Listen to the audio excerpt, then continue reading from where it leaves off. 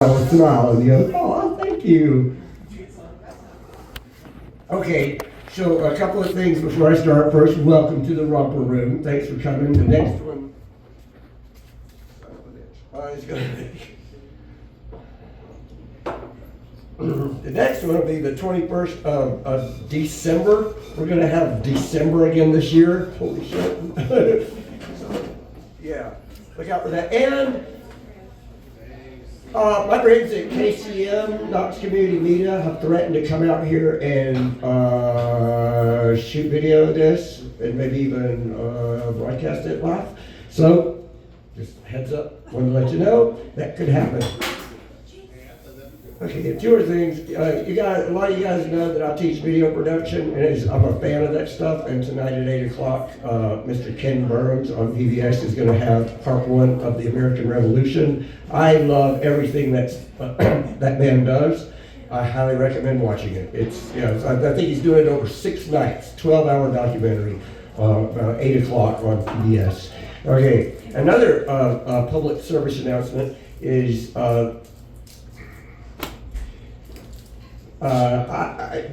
Wayne and my poor wife know that I'm a huge fan of Patti Smith. Okay, Patti just had the 50th anniversary of her first album, Horses. I was just before I came over here, I was listening to some of it, and I highly recommend it. And I also just ordered her new autobiography, Bread of Angels.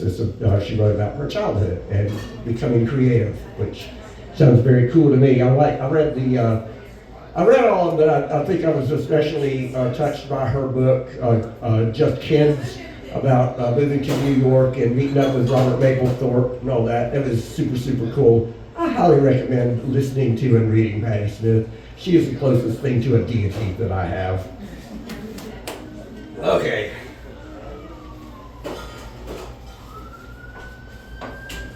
Nice. They almost came in time. Okay. So, now here's the part you've been dreading, some of my stuff, and hell yeah, they're going back and forth. They can't decide where the hell they're going. Excellent. Anyway, I'm going to start out with one of my favorite poems by Patti Smith. I heard this one as a child after I bought the album Easter, and because a good friend of mine I met at Bearden High School named Lee Strickland said, dude, you must listen to Patti Smith. And I thank him for that, because he was right. This is Babylon. I haven't fucked much with the past, but I've fucked plenty with the future. Over the skin of silk or scars from the splinters and stations of walls I've caressed. A stage is like each bolt of wood, like a log of hell, and it is my pleasure. I would measure the success of a night by the amount of piss and seed I could exude over the columns that nestle the PA. Some nights I'd surprise everybody by skipping off with a skirt of green net sewed over with flat metallic circles which dazzled and flashed. The lights were violet and white. I had an ornamental veil. I can't bear to use it. With the way my hair was cropped, I craved covering. But now that my hair itself is a veil, and the scalp inside is a scalp of a crazy and sleepy Comanche lies beneath this netting of skin, I wake up. I am lying peacefully. I'm lying peacefully, and my knees are open to the sun. I desire him, and he is absolutely ready to seize me. In heart, I'm a Muslim. In heart, I'm an American artist. In heart, I'm Muslim. In heart, I'm an American artist, and I have no guilt. I seek pleasure. I seek the nerves under your skin, the narrow archway, the layers, the scroll of ancient lettuce. We worship the flaw, the belly, the mole on the belly of an exquisite whore who spared the child and spoiled the rod. I have not sold myself to God.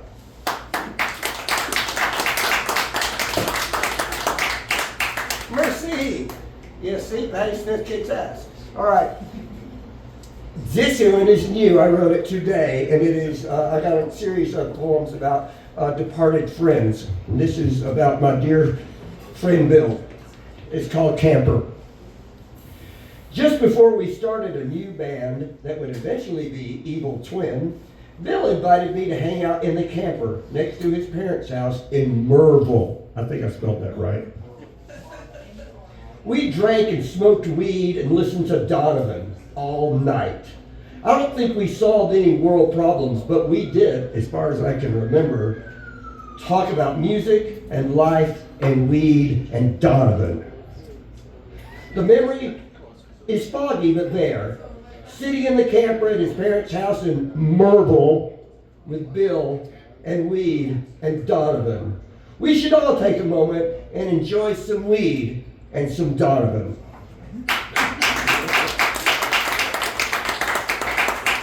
This is about another friend we lost 2 years ago. This is called Ali Akbar. I always felt like a student in his presence, an acolyte, an apprentice learning. Horace knew how to do it no matter what it was. Art as revolution, life as performance, only performance, dipped in beer and smoke. He spoke.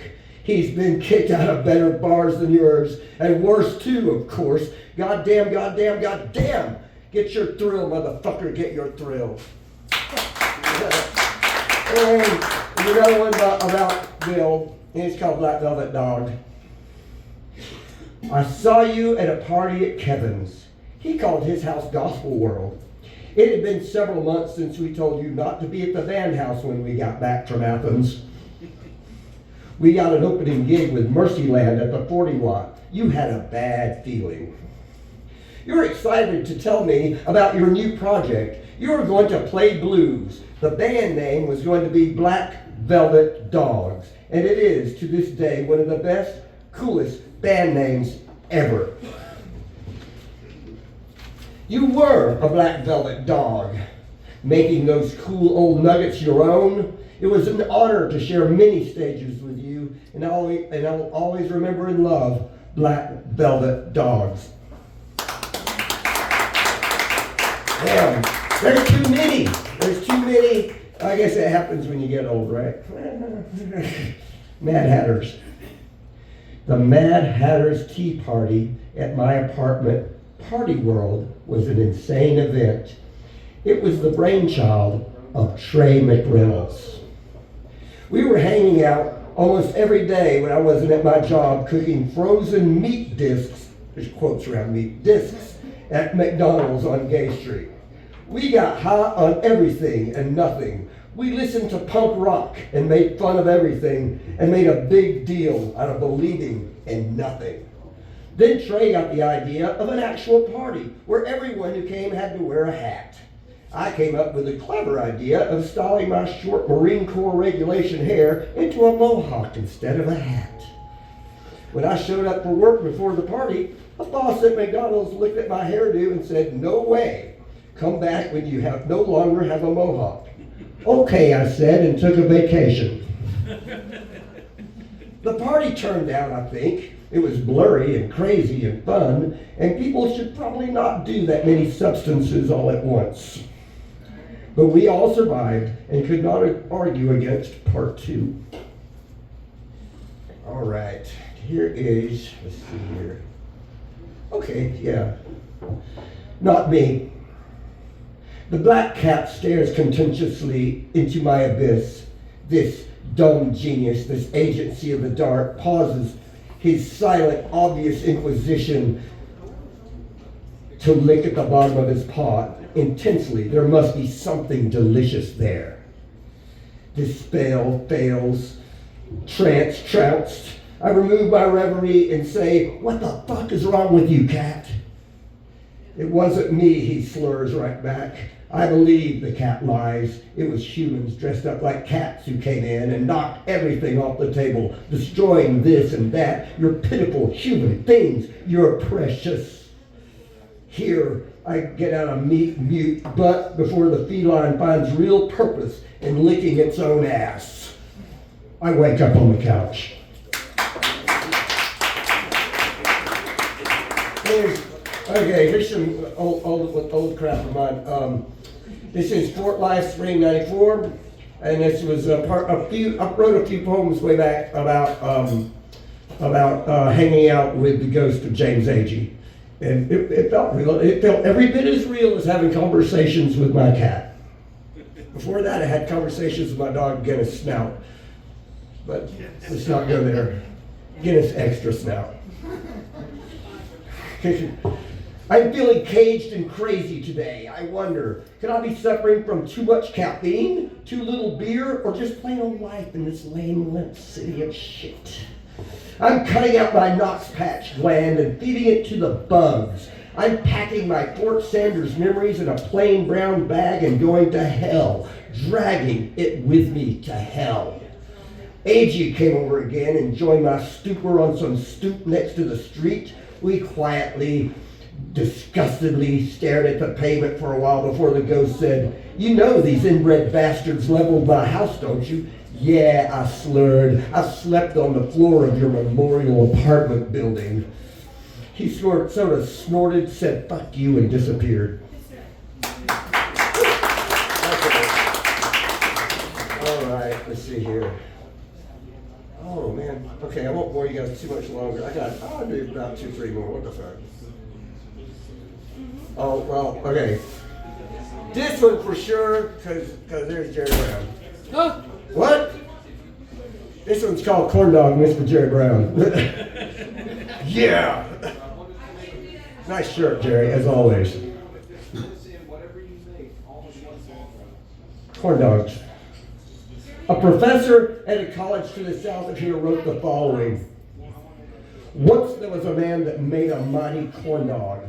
Hearty flavor made that dog the best. Hit was a hell of a man that made that corn dog with a hearty flavor that built the Old West. We were a band. We lived in a creepy old house in the Fort Sanders neighborhood in about 1985. 2 or 3 of us had jobs, I think. Beer and weed were far higher priorities than food. Oh, come on, Paige. There we go. We can do this. Yay. One day, the guitarist, Dale from Hell, went to his mom's house and came back with a box of frozen corn dogs. It was like some bastardized biblical miracle of the corn dogs, cocktails and dinner. From then on to me, corn dogs tasted like poverty. So the song was written and even more foolishly recorded, a silly joke about that day in the band house on 13th Street. And page there again. The cassette made its way to the local radio station with high hopes for our mean-ass punk rock anthems. They played Corn Dog. All right. I'll go 2 more. Yeah. Can you dip it? Dip it? Yeah. Okay, wait. Wait a minute. Actually, yeah, okay. I'm gonna leave Joey out this time. Okay. Because this is just pretty. It's called, any of you have ever been to a nice little bar called Griffin's? They're all dying off. They're all fucking dying off. Griffin's was a really interesting place. They had a performance area, a laundromat, and a bar. It stayed open 24 hours. They wouldn't let you drink 24 hours, but it was open anyway. And they had a thing called Bowl o' Food. That is the place where I did the original Russ's Romper Room. And people would heckle you for reading poetry. It was fun as hell. Anyway, the guy that was hosting the open mic before I turned it into Russ's Romper Room and destroyed it, had a thing where he would give us a subject that we had to write about the next week, and the winner of the applause that week for the poem won a pitcher of beer for the next week. I was like, hell yeah. I drank a lot of pitchers. But anyway, this was one of those poems, and it's called What's Behind the Curtain at Griffin's. Dreams about my foggy, booze-drenched head lurk comfortably behind this black, booze-drenched curtain, quietly and free from recrimination, conciliation, and a myriad other hallucinationless drugs. The dark of blackness surrounds me with security, certainty, cold warmth. I know where I am, and it is home, in the sightless smell of beer, puke, and sweat.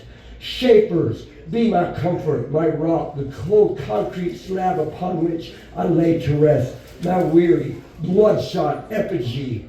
Lay with me now while I rock in dreams, booze-drenched and lurking comfortably behind this black curtain. And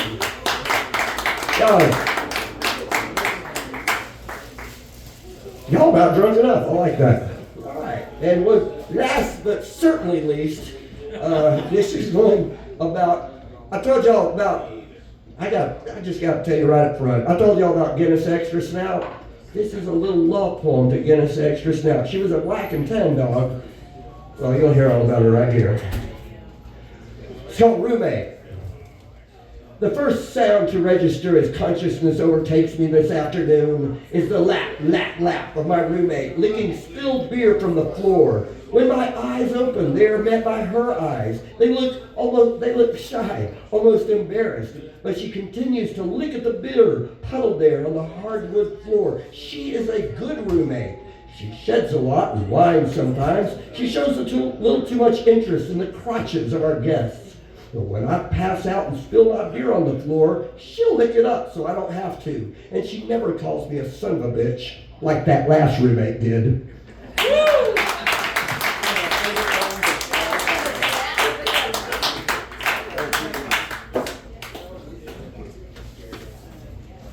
And please, thanks a lot, y'all. Please welcome a new reader to the Romper Room. Please give her a very warm welcome, Bailey Harris. Come on.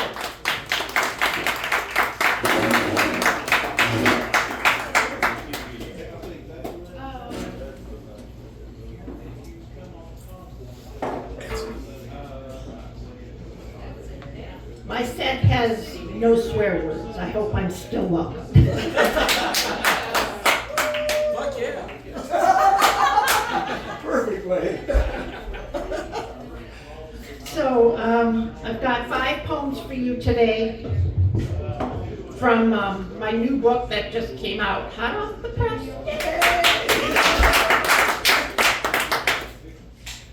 Autocorrect. The gibberish you read is not what I wrote.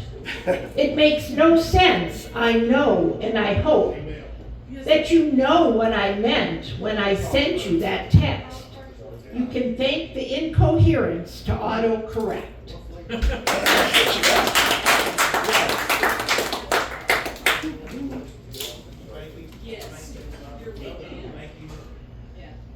Those of you who know my poems, I only write the truth. Dear friend, I know you're on vacation, a well-deserved trip, away from the daily grind. I know how long you've planned and saved for this trip. I know you've been dealing with a lot, and this trip is exactly what you need to regain your peace of mind. Dear friend, I know you're on vacation, but I've been cleaning out my house, and I have a small box of stuff that I would like to give away to someone who would appreciate it. It's in my garage, and I want it gone. Dear friend, I know you're on vacation, but I need you to contact someone who would appreciate this box and have them make arrangements with me to pick it up immediately. It simply cannot wait till you get home. Dear friend, I know you're on vacation, but is something I would never, ever say.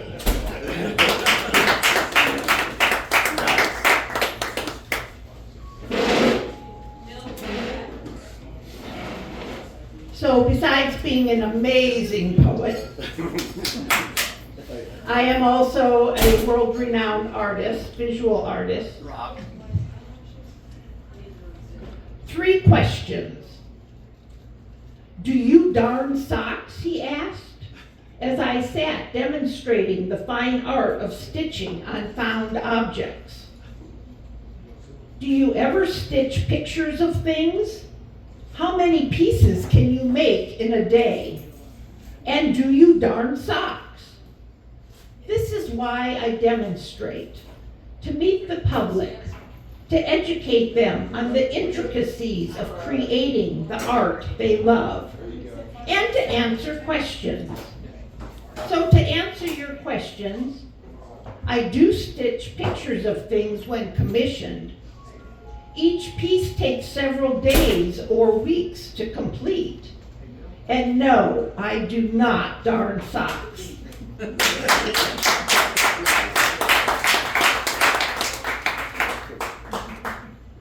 So do we have any fans of big ears? Yes, yes, yes. It is the first thing that goes on my calendar every year. So a couple of years ago, there was a poet at the KMA, and he did a poem like I'd never heard before. And I was so inspired that within an hour, this came out fully formed. Round and round, a stream of consciousness. Art is music is poetry, is art is music is poetry, is art. Is one soul, is one in the expression of love and life. Art is music is poetry, is art is music is poetry, is all one, is all art, is all me. Is round, is round, is round, is round like a ball is round, like my collection of circles is round, like circuitous thinking is round. Like my thoughts, moving from thing to thing, connecting ideas, creating in a manner that moves me, that moves one's forward, creating in a manner that moves one's emotions, that moves one's feeling about the world forward like a wheel on a vintage sports car. Always forward, yet always classic. Always refined, always treasured, always remembered, always cherished. Round, like the hula hoop that hangs in the garage, untouched for years, perhaps someday to be used for its intended purpose, or for something else.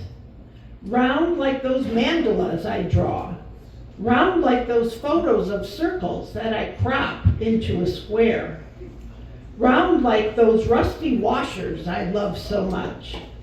Round like a bubble floating up to the sky, reflecting all that is around it. Soaring, soaring, soaring, soaring. Round like a birthday cake as you wish for one more year, for greatness with hope and joy and resolve.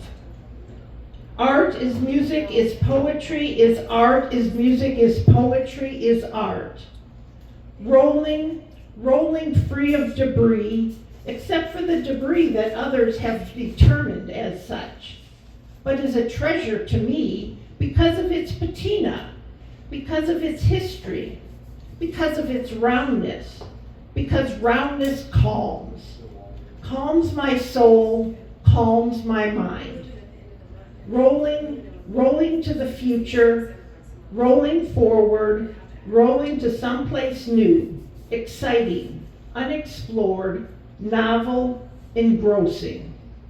Rolling like a rolling stone gathers no moss, except moss is beautiful. Have you looked at moss? Really stopped? Looked at it up close? The colors, the textures, the quiet biome. Moss is perfection in its simplicity, in its complexity, in its tenaciousness, and it will survive. Art is music is poetry, is art is music is poetry, is art is music is poetry, is art is life, my glorious, wonderful, curated life, my hopes, my dreams. My intentions are all encompassed in the circular energy of art, music, poetry. And so it begins where it left off, as circles do. Never quite the same as it was, but never so different as to be unrecognizable.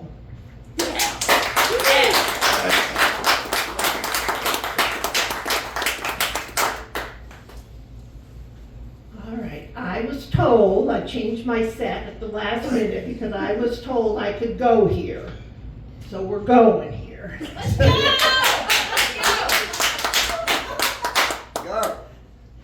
Glad Wade's back. And I realized I just talked about biology. I totally unplanned. Orange man in White House. Thank you. Thank you for all you do. Thank you for all you are doing. Thank you for bringing this country together. Thank you for bringing us together, the Democratic and the apathetic, the voters and those who could not be bothered. Thank you for motivating the non-political to get up off their sofas, to write letters, to make signs, to stand with fellow citizens in protest. Thank you for reminding us of the America we believe in, but have come to take for granted. Thank you for bringing us together in a united front against the destruction and chaos you are inflicting. Thank you for showing us what evil, mixed with insanity, under the guise of power, looks like.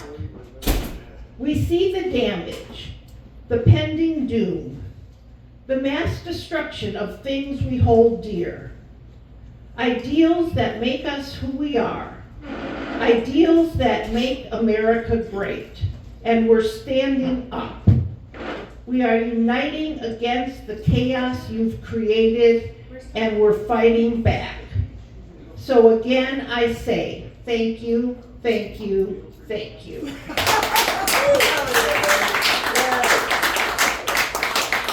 I have copies of my 3 books, if anyone's interested. I would be remiss if I did not.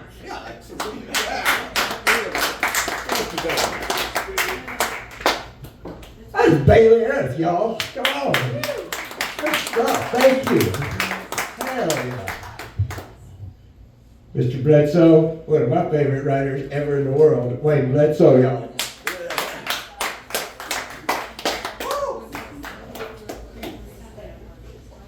All right.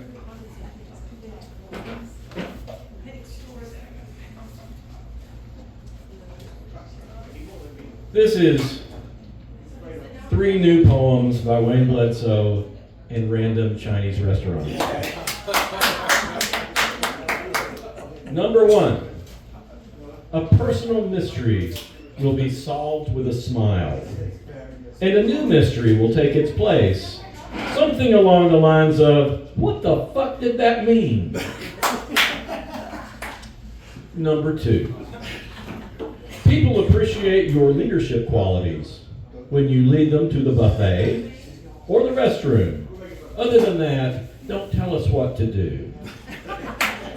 Number 3, your enthusiasm inspires others to leave the room and lock the door behind them. All right, this is also new. This is called Open Eyes. Forgive me if I want to see you as you really are. Not as an angel, not as perfect. Perfection is meant for museums to be admired but never touched. Instead, let me touch the scars and kiss the bruises, all the while trying to not make new ones. Forgive me if I want to see you as you really are, and make love with the lights on, my eyes wide open until I rub my face into the soft places and memorize your map with my face and palms.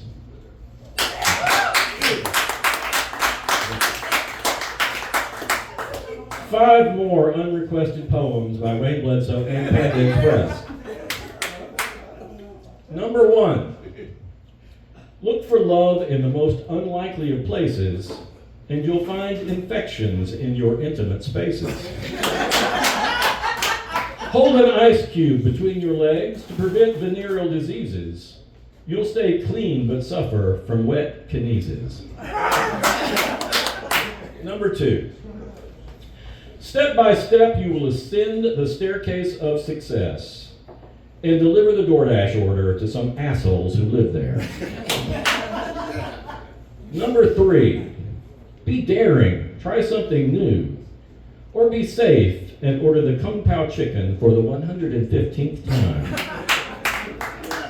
Number 4, express yourself through art and music, because we can't understand a fucking word you say. Have you considered interpretive dance? Number 5, lead with your heart, or the heart of that unfortunate person who showed up at your door last week. This religious pamphlet is covered in blood. All right, I don't know if I've read this one or not. This is called A Map of the Bottom of the Ocean.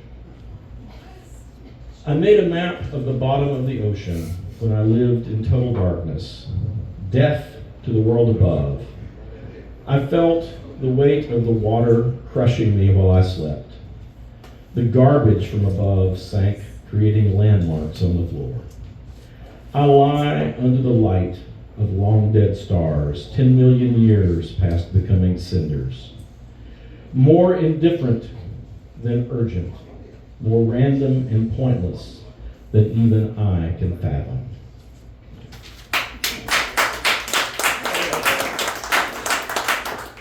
And my friend Russell Upson Dinner is known as the Angry Gardener, and my friend Jerry Brown here one time asked why he had not addressed the subject of kudzu. So he did. Not long ago, a friend asked why I had never addressed kudzu in the Angry Gardener. It is a legitimate question, considering that kudzu has been recognized as the greatest invasive scourge of the South for the past 70 years or so. Why have I never addressed it? Because what's the fucking point? Kudzu has won.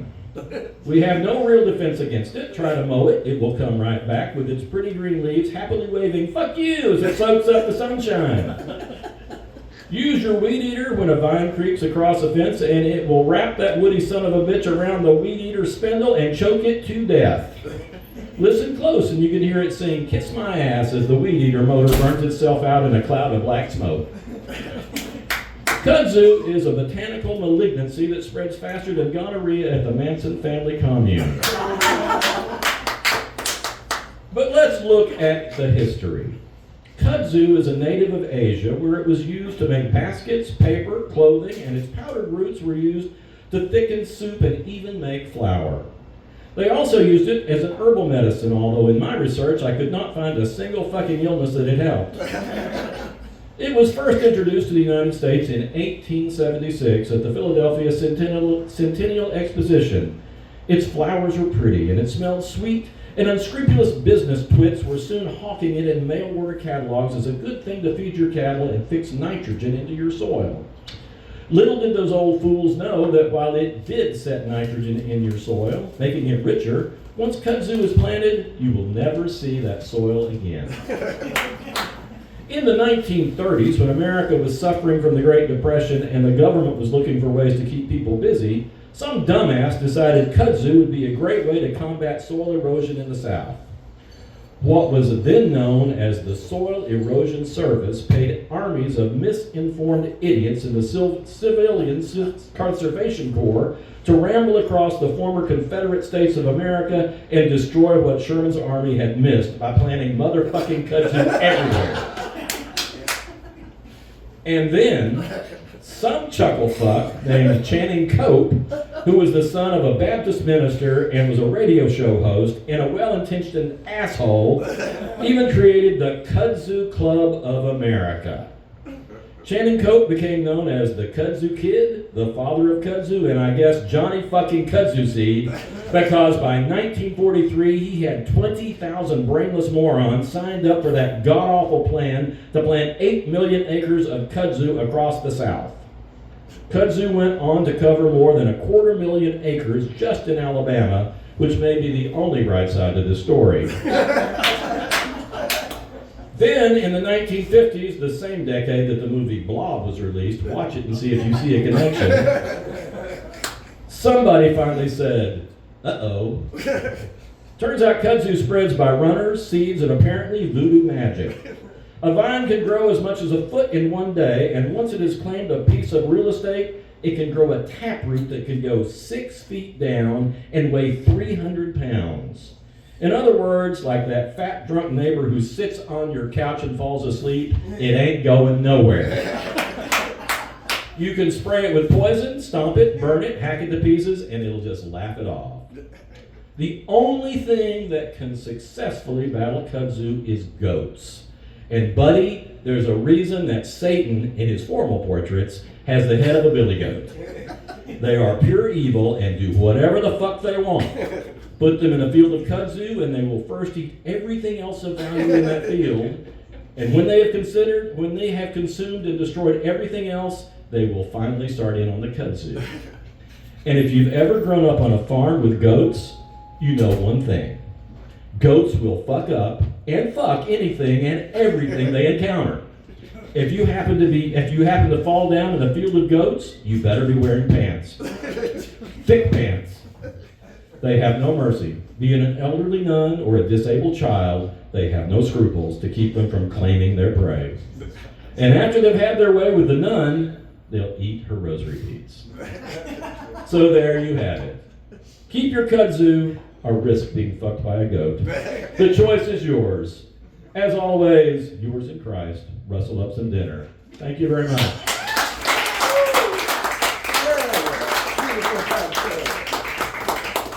Way! Yeah, way! Good job. Thank you. Oh, thanks. I made it through your film. Sarah? There you are. Y'all, Sarah Baker!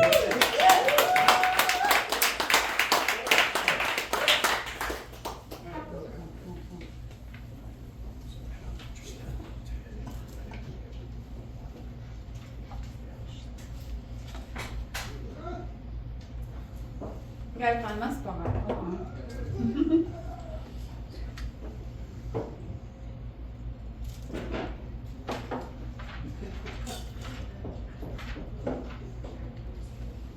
I thought I would start with Patti Smith, my poem.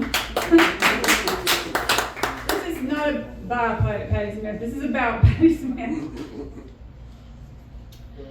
Patti Smith rises from my turntable. A dark punk angel, erect and elastic, with shaman braids and eyes that see through me and all around me at once. A mere gesture and the Afghan falls in submission. A glimpse and my floor lamp calls me to rise like scout when Atticus is passing.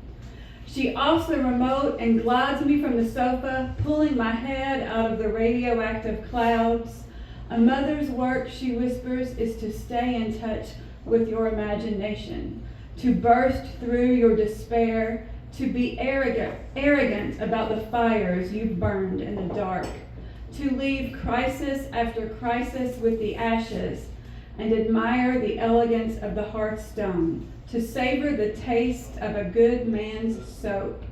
You do not owe anyone the kind of beauty they expect.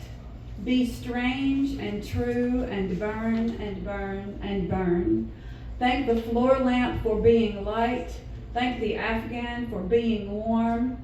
And the hardwood for being cool. Put on your mother's cameo and keep it safe. Roll off your socks and dance and dance and dance.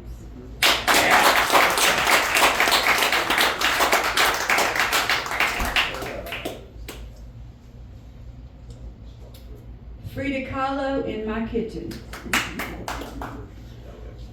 Frida Kahlo reigns from a print over my kitchen table, the choicest bit of breast peeking under her rose teacup.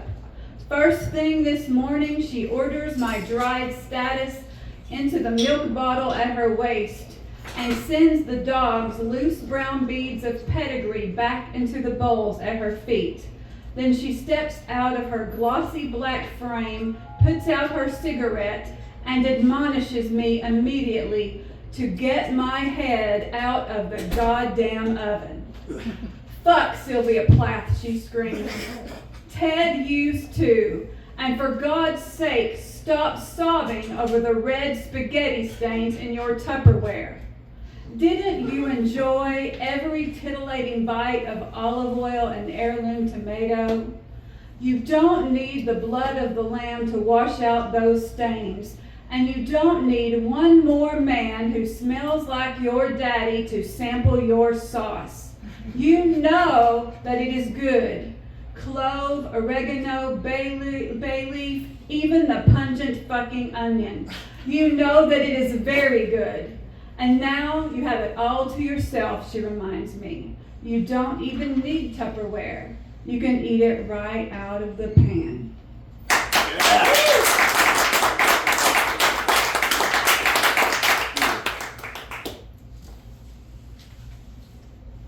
Fairy tale. Once upon a time, there was a bitch who cut off her toes to marry a prince. Then he married a whole Cinderella, her so-called sister. Ever cut off part of yourself to be loved? To make yourself compatible with a cannibal? To feel security or gravity or levity? Next thing you know, it's like that boa constrictor you sang about in kindergarten. Oh no, he swallowed my hopes. Oh gee, he swallowed my needs. Oh heck, he's up to my neck. There was a young lady who loved the wrong guy. I don't know why she swallowed a lie. Perhaps she'll die. Perhaps she'll die. Yeah, I know, that's a different song, and she didn't die. But when the clock struck midnight, decades had passed, not hours. Everything was covered in soot, and no matter how much she scrubbed and scrubbed, she never felt clean again. In the mirror, her wrinkles outnumbered the mice, and her fairy godmother was 6 feet under. Mother, 6 feet under. God, 6 feet under. Soot and ashes. Ashes, ashes, we all fall down. We all fall down, face in the ground, the smell of earth, a whiff of a seed of herself, and all she can offer is ashes, water from her stinging eyes and ashes, until another comes and sinks beside her. Ashes meet ashes meet ashes, but he reminded her about the sun. He swallowed nothing, pruned nothing, choked nothing, just accepted her ashes and brought her the sun. Ashes, ashes, we all fall down. We all slip in the soot. We all sink beneath the sky. We all come clean by the wind and the water. We all renew whatever we can, restore whatever we can, rebuild whatever we can, with love and sun and ashes.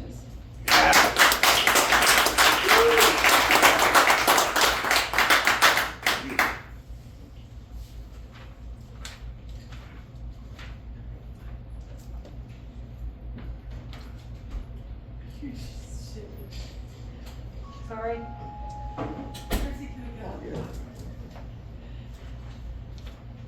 Trying to find Purity Culture's pet, but I don't remember where it is. Take your time. You're gonna leave, you might as well do it now. Purity Culture's pet.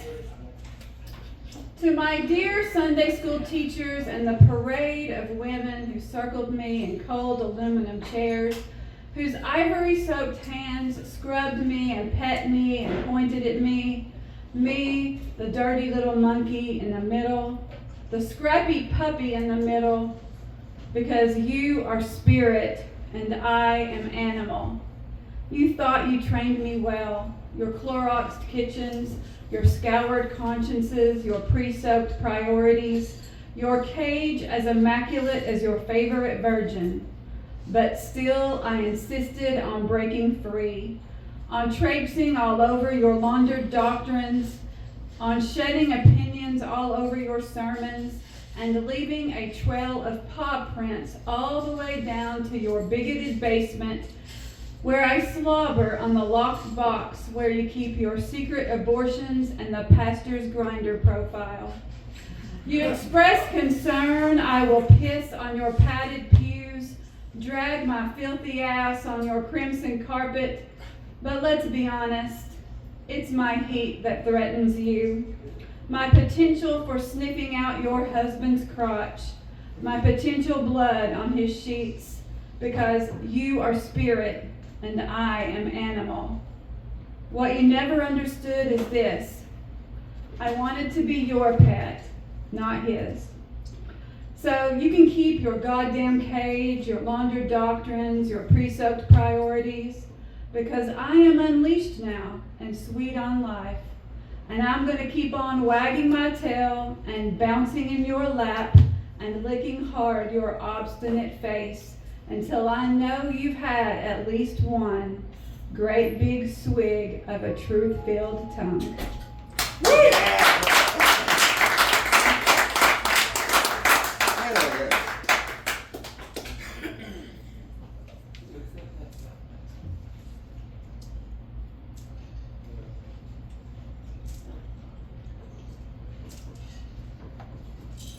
Last Saturday was my birthday, 51.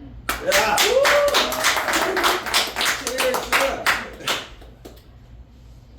So Wayne took me to Max Patch, and while we were up there, I wrote this poem. Nice. Somewhere in these autumn mountains is a poem about a woman in early November.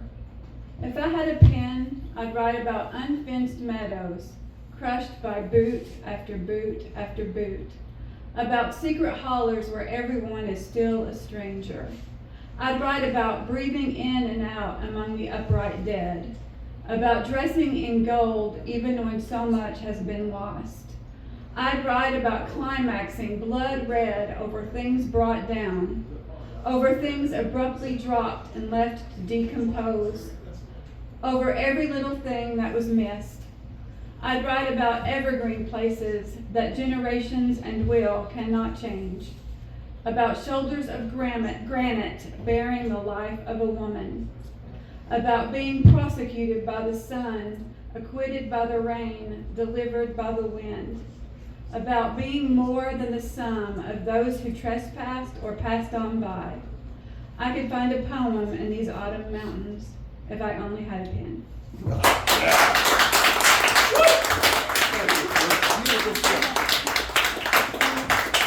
Sarah Baker, y'all. Yeah.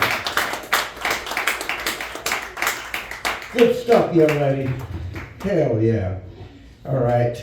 We got two more and Jerry Brown.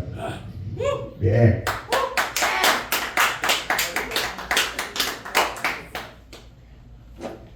Two tough acts to follow. Okay, this is going to be like about a 4-year trip. Back in the day, I used to wash dishes at the Cracker Barrel. On Cedar Bluff Road during the late 70s, early 80s. Some of my fellow dishwashers was Shannon Stanfield and David Teague. They was both dishwashers there, along with me. And at the time, I was seeing this quote-unquote girl, who shall be named Kathy. And at the time, she didn't know how to drive, so I was like, I took her to work. She's a server, I was a dishwasher. Well, both worked the day shift, so I took her backwards and forwards to work. She lived out in Inskip. I was living, I don't remember where I was living, but, somewhere probably in Powell. And we was coming home one day from, taking the back roads, and, this is like early 1980. So, we come down, the back roads it was coming down Shad, and, where it tees into, Pleasant Ridge Road. This is, I think, before the Walmart was there. And, I come up there to there, and, there was this truck coming down Pleasant Ridge Road with its right turn blinkers on. Except, dumbass me, I thought he was going to turn. And I ended up getting my Mustang 2 T-boned. And, we was all right, but, I didn't hear the end about it for a while, and then that kind of forced Kathy to buy her own car and get a license, which I was cool with. Because, it was like, it was a toxic relationship, I kind of had to get out. But in between that time and sometime in mid-1981, I decided I was going to go to Texas and try to get a job where my dad worked at. He's working for Hughes Tools, which made, fittings for like drilling stuff. And this is about the time that Mr. Reagan decided, no, we're not going to sell oil technology to Russia. So that kind of blew up the water, in the water. It ended up eventually my dad, lost employment because, there was this boycott against selling oil technology to Russia, which produces a lot of oil. We supposedly got an embargo on them now. I don't know if it's still in effect or not, but during that time, apparently, I'm not sure if I was aware of it or not, but my license was revoked. And when I went to Texas, I got a Texas license. And I don't know if I knew that my license was revoked or not. My memory don't remember that well. I don't know if by chance or by choice. But, I got my Texas license, and after a while I moved back, and then I kept it for a while, and then I met this other girl, Anita. And, for a while, it's like, we kind of dated. She was in a toxic situation where she had to find a place to stay because her roommate, who we call Diane, was into the cocaine big, it's like she had to get out of that house. So it's like she stayed with me and my two brothers in a trailer over off of Campbell Station Road. She stayed for about 6 months, and she decided to go back to Indiana to become a career student for a while. And after about six or it took a little while, but I was missing her terribly. I was hopelessly infatuated with this woman. So like in early '87, which is why I don't really have a lot of memory of the Knoxville happenings then, I packed up everything I owned and moved to Indiana.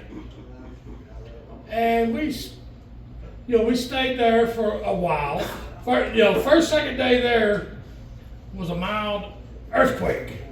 But she had an apartment over Selleck shoe stores in north of Manchester. If you look it up on the map, it's just a little dot. Got a Brethren College there, between Fort Wayne and Indianapolis. And, I'm upstairs. Apparently, there was an earthquake in Wabash County, and the building was rocking like, I felt like I was on a surfboard. But we stayed there for about a year, and then she got transferred to Indianapolis.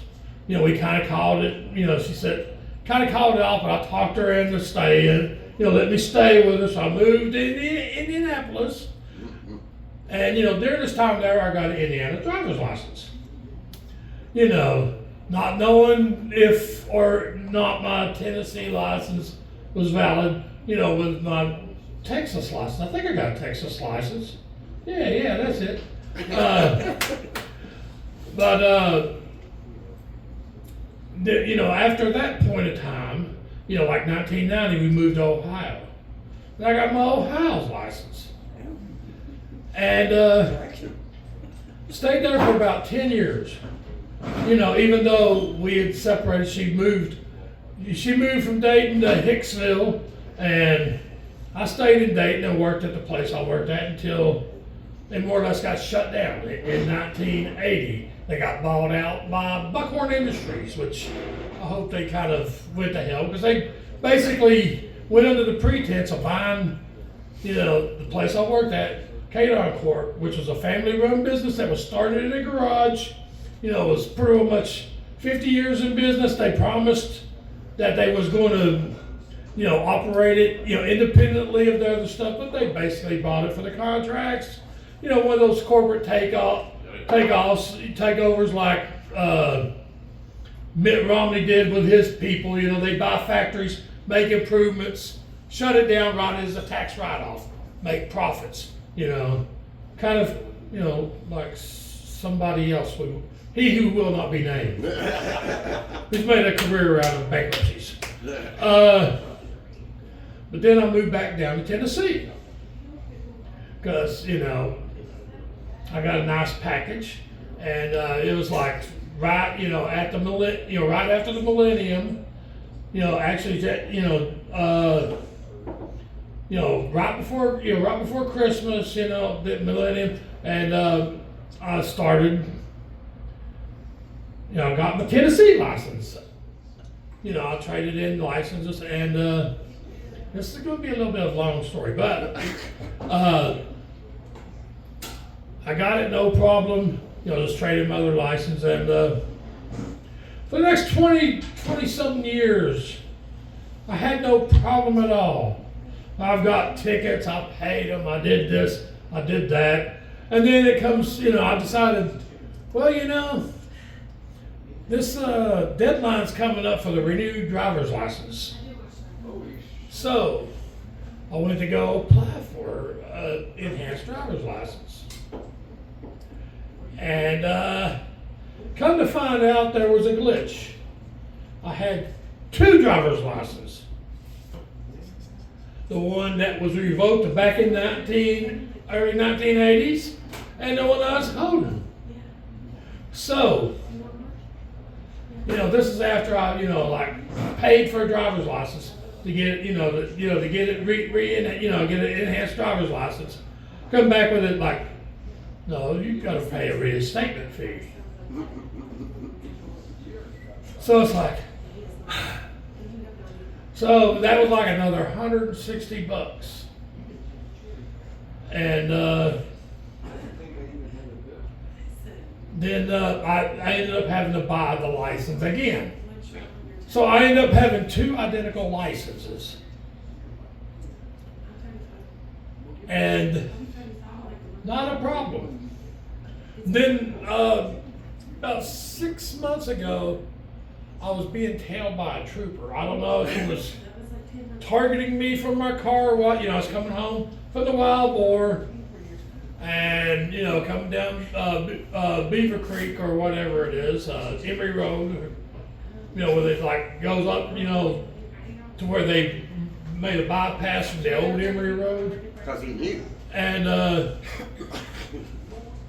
he pulls me over, and I pulled him from Food City parking lot. And he was wanting to know why I was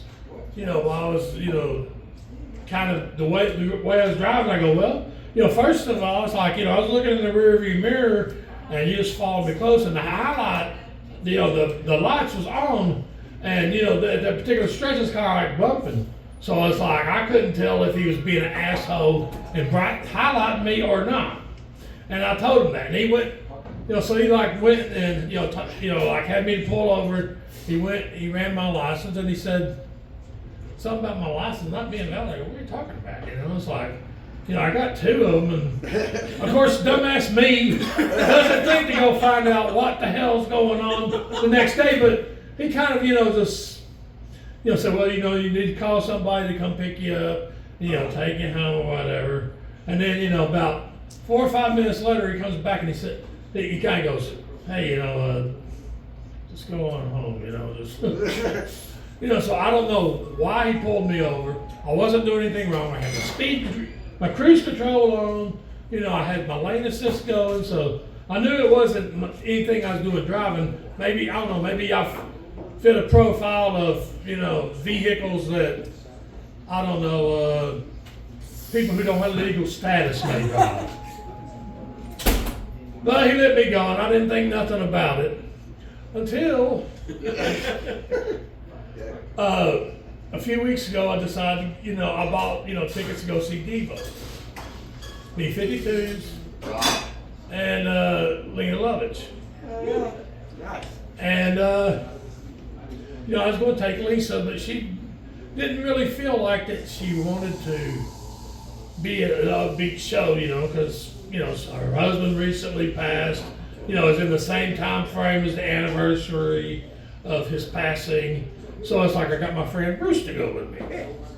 So we go down, we see the show, we have a great time. We're coming back, and, you know, I'm driving back, and, you know, I'm getting up the Ringo exit. Oh, Yeah. scary place, man. And, you know, I've got the cruise control going, I'm driving smooth and all like that. And then the bubblegum machine turns on. And I get pulled over because I know I'm not really doing nothing wrong. And, you know, the trooper says, you know, you got a burnt tail light. And he goes, let me check your license and all like that, and, you know, then I'll let you go. Well, it started taking a while, and, you know, Bruce goes, you ain't got a warrant out on you, dude. I go, no, I don't think so. Shut the fuck up. You know, don't jinx me. And, you know, it's like taking an incredibly long time. It's like I start getting paranoid. And then, you know, the cop asked me to come out, step out, and he goes, you know, I gotta do this. So he puts me in handcuffs like this. Damn. Takes me back to the car, and, you know, I don't know what's going on through Bruce's head, but I didn't know what was going on in my head. It's like, what the fuck, you know? Here I am 5 miles from Tennessee, and this crazy shit happens. And, you know, he asked me, do I want to give Bruce permission to drive my car? Which I kind of said yes. You know, and, you know, he goes and explains to Bruce what's going on. You know, gives him my keys, and then as we're going to the, you know, to the county courthouse, he kind of explains to me that even though I had license, it wasn't valid because it wasn't reinstated. And, you know, that they was going to, you know, have to hold me. And it's kind of a good thing that Lisa didn't go because she don't have a valid driver's license either. I hope Bruce did. Yes, he did. So, you know, he's like, you know, finding out where this place is. Well, I'm going in there. They're running all this bullshit. And it's like, I'm just kind of going there, you know, I'm kind of fucked here.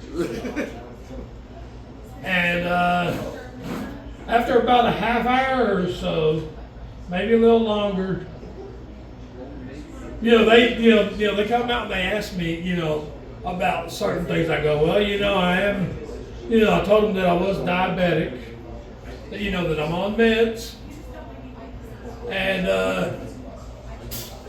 between that and the fact that it was like 3 or 4 o'clock in the morning, and well, I don't know, I've lost all total concept of time because, you know, they had my phone and all like that. So they decided they was just going to let me go. My guess was that they didn't want to deal with the paperwork, they didn't want to deal with the hassle, and I think honestly they didn't want to fuck me up because they could have held me for 2 days.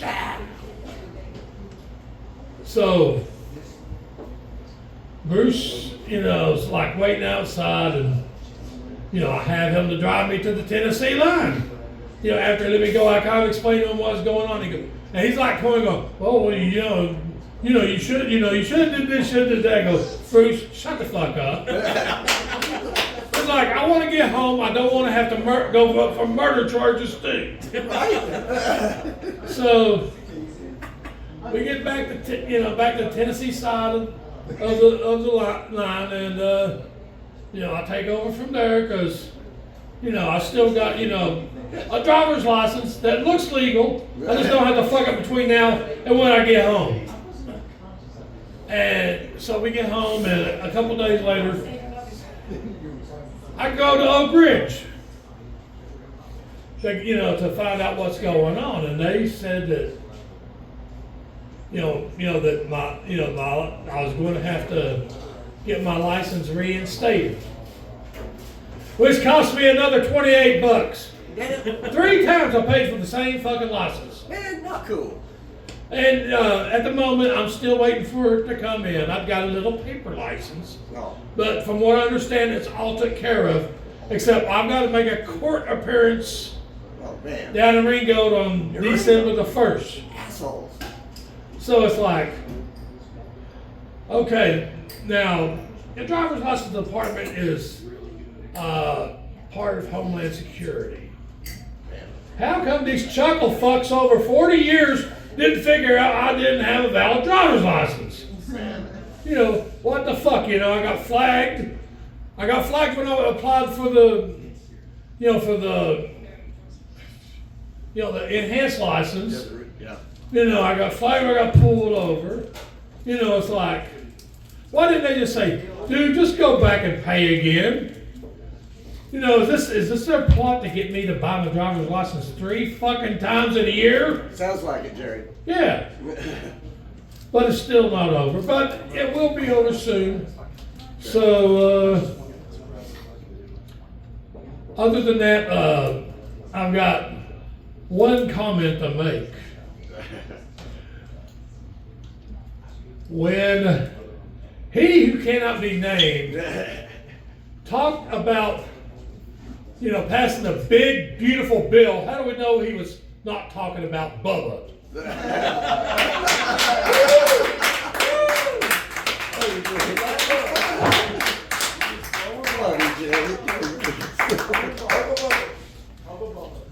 Makes it get you kind of choked up, don't it? It does get you choked up, Jerry. It does.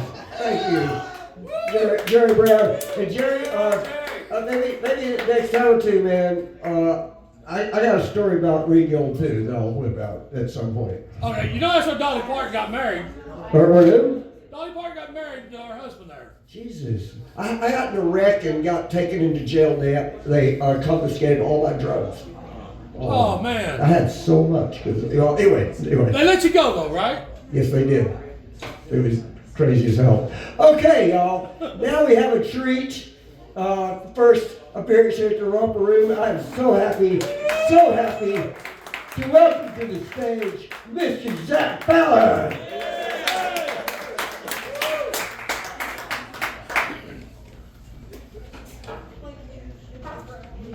That was far too kind of an intro. These are a couple of, let's call them essays that I wrote this morning.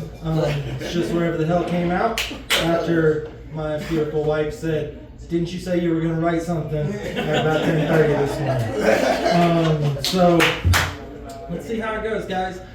Thanks to Wayne for inviting me. Thanks to Russ for hosting this thing. Thanks for yeah, this is a good time.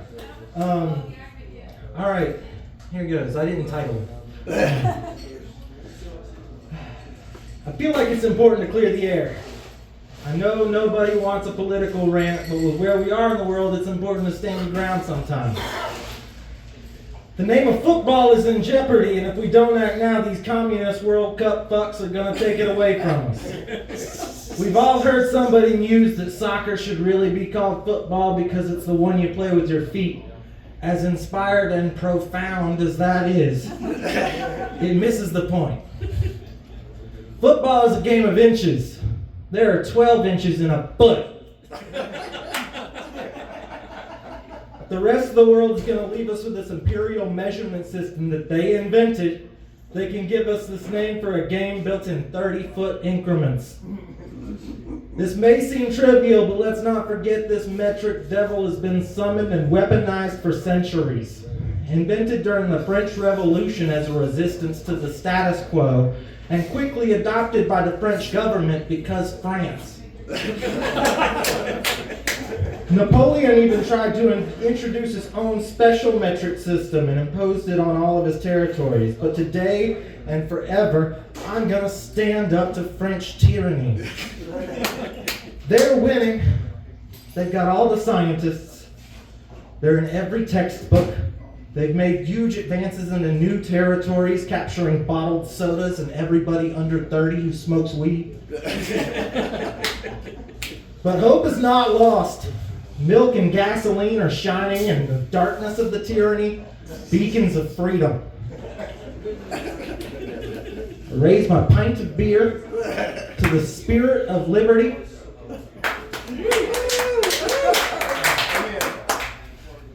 And I look to a 300 by 156 foot battleground where I'm prepared to fight and die for that liberty. As we all prepare for this soccer invasion, we should look to football as a symbol of hope. Hope that we too can march in 30-foot increments through intense opposition to touch down on justice. When we finally overcome this onslaught, be loud and proud as victors of this battle. Their metric system has failed them. That's the first one. I got one more. It's about equal length. Thanks for having me. I'll try and come back in December. This is fun. I'm the guy that song is about. Not the Carly Simon song you're thinking of. A different one. To be clear, I don't just mean it's a different Carly Simon song. Although I'm sure that Carly Simon has sung it, you wouldn't think of it as one of hers. I am Mary's little lamb. I need to set the record straight on some stuff. First of all, that song makes me sing like some clingy weirdo, when the fact is, she could have left me at home with my siblings in the pen. I asked her to, but this boundary-challenged preteen chose to drive me around town all day.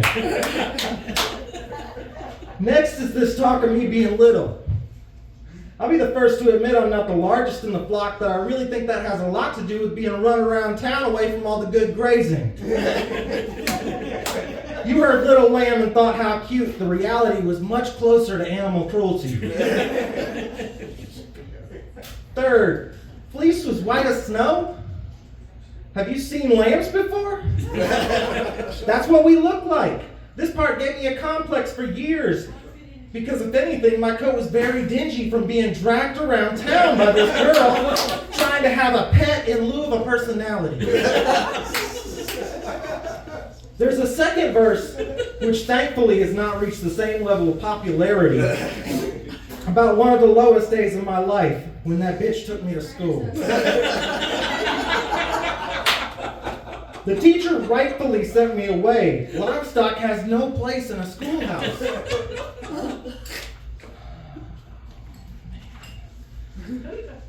I just gotta make clear, I didn't stay sitting outside the schoolhouse because I'm so attached to Mary. I didn't know how to get home. I'm a lamb at this point. Why would her parents let her bring me to school? Nobody thought to tell her you can't bring lambs to school? It's gotten better. I'm living a happy, fulfilled life just hanging with the flock. Her malnutrition and overworking me actually left me unsuitable for the slaughterhouse. Everything happens for a reason. Her family, in response to the lost income, bans her from the animals. She's now an avid gardener with an impressive array of silver bells and cockleshells.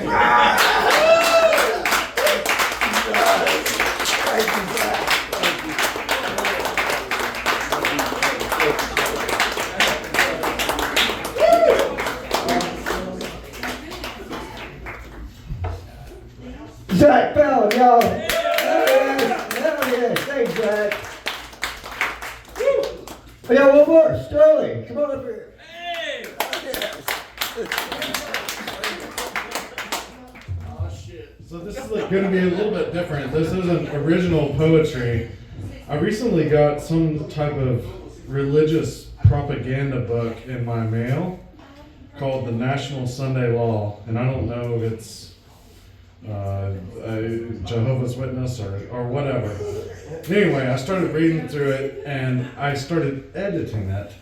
And I thought that it was like really fun, like a crossword puzzle.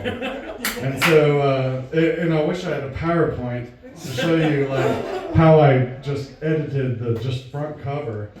But anyway, so it's called the National Sunday Law, and then but reinterpreted by Sterling Walsh. And so the title of it now is "The Shock Limp Hind He Nested Maybe Jesus Was Gay Ion Day All For Son Amid Stupid Crises La Ja de Pussy the Third." The National Sunday Slaw. And I'm just gonna, this might be an ongoing thing. I just wanted to read you guys really quick the first page of the first chapter. The two horny beasts. The nation trembles sexually. Passenger jets explode onto buildings. Mountains on fire, steel, weed smoke, and terrified, struggling people fall onto the street together as skyscrapers crumble in the dust. Thousands fuck. America is at orgy. A new kind of war fills our minds with pictures of strange faces, balls, and women. Cum-filled people like mummies, running from the cloud, jam bridges like jelly. We're at war, the president said. The world will never be the same. Will orgies like some kind of giant octopus dick engulf the world? Or will World War III end it all? We're going to go now on an incredible journey behind the scenes and take a shocking glimpse at America's pussy.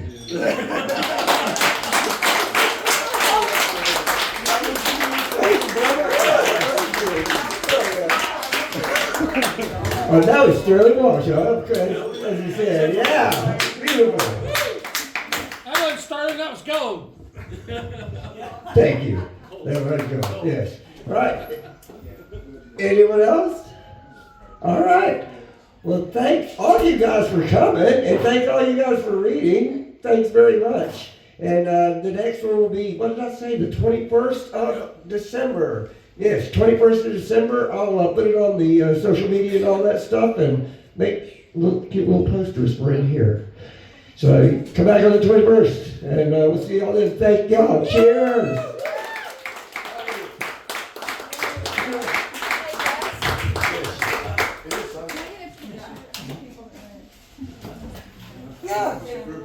Hey, if you read, Zach, will you come up here, Sterling? I want to get a picture.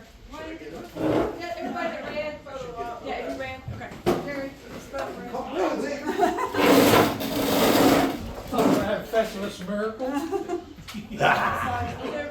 Where's Zach? Zach's right. Like I always am. Say chlamydia. Thank you. Should have said corn dog, huh? Hell yes. Hell yeah.